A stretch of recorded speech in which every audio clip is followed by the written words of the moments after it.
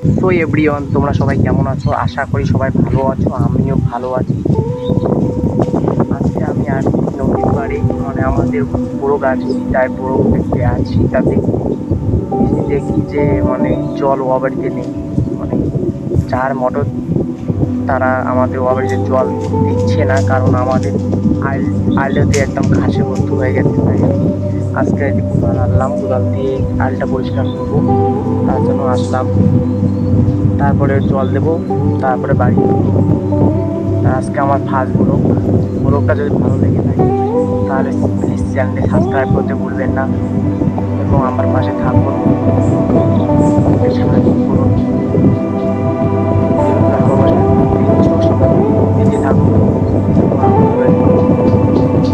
পরবর্তী আমাদের আশীর্বাদ আমার মাথা